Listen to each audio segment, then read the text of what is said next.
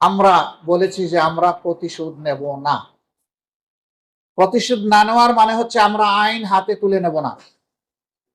Doctor Mohammad Shafiqul Islam জামাতের আমির, এই মানুষটার কথা বাংলাদেশের মানুষ যত বেশি শুনতেছে, এই মানুষটার প্রতি শ্রদ্ধা ভালোবাসা মানুষ তত বেশি প্রকাশ করতেছে। দীর্ঘ 15-16 বছর ধরে এই মানুষটাকে আমরা সেরকম কিন্তু সামনে দেখতে পারিনি, এই মানুষটার কথা আমরা সেরকম শুনতে পারিনি, কারণ স্বৈরাচারী দল এই মানুষটাকে আমাদের কাছ থেকে দূরে রেখেছে।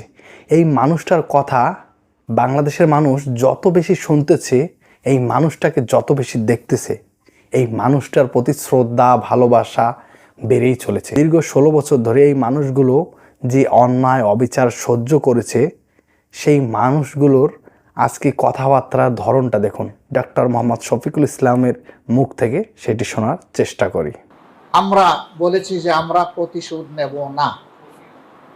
প্রতিশোধ না নেওয়ার মানে হচ্ছে আমরা আইন হাতে তুলে নেব না, কিন্তু সুনির্দিষ্ট অপরাধ যিনি করেছেন তার বিরুদ্ধে মামলাও হবে এবং তাকে সে মামলায় শাস্তিও পেতে হবে। গণহত্যার বিচার করতে হবে, আবার 15.5 বছর ধরে যে সমস্ত অপরাধ করা হয়েছে সেইটারও বিচার করতে হবে। তখন সরকারের প্রধান নির্বাহী থেকে শুরু করে সকলেই তারা বলতেন, এবং এটি আইনের কথা, যে আইন সকলের জন্য সমান, কেউ আইনকে ফাঁকি দিতে পারবেন না। আমরা সেই সমান আইনের প্রয়োগটা এখন দেখতে চাই।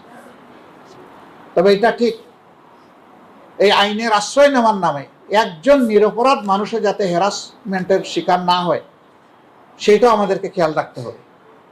আমরা আমাদের সংগঠনের প্রতি আহ্বান জানিয়েছি যে ক্ষতিগ্রস্ত যারাই মামলা করবেন, আইনের আশ্রয় নেবেন, কোনো মানুষের উপর যাতে বেইনসাফি না হয় সেই দিকে তীক্ষ্ণভাবে দৃষ্টি রাখতে হবে।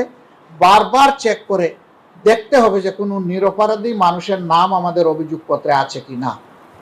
যদি থাকে তা অবশ্যই বাদ দিতে হবে, তাকে রাখা যাবে। সম্মানিত ভাইরা, এ দেশটা আমাদের সবার।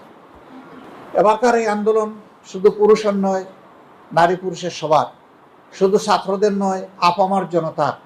সে আন্দোলনে রাজনৈতিক দল যেমন সম্পৃক্ত হয়েছিল, সিভিল সোসাইটিও সম্পৃক্ত হয়েছে, শিল্পী সমাজ সম্পৃক্ত হয়েছে, শিক্ষকরা নেমে এসেছেন, একেবারে কেজি স্কুল থেকে শুরু করে বিশ্ববিদ্যালয় পর্যন্ত রাস্তায় নেমে এসেছেন। গৃহিণী যাদেরকে বলা হয়, ঘরের আমাদের মা বোনেরা, কেউ বাকি ছিলেন না। সমানকালে দেশবাসীর সাথে এই আন্দোলনে প্রবাসে যারা বাংলাদেশিরা ছিলেন তারাও অংশগ্রহণ করেছে।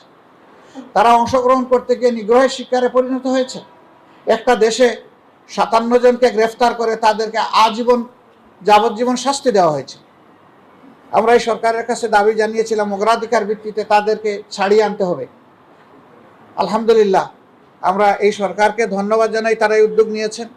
আমরা ধন্যবাদ জানাই ওই দেশের যিনি সরকার তাকেও, যে তারাও তাদেরকে মুক্ত করে দিয়েছেন, মাফ করে দিয়ে। সরকারের কাছে দাবি হচ্ছে এদেরকে এখন মর্যাদাপূর্ণভাবে পুনর্বাসন করতে হবে।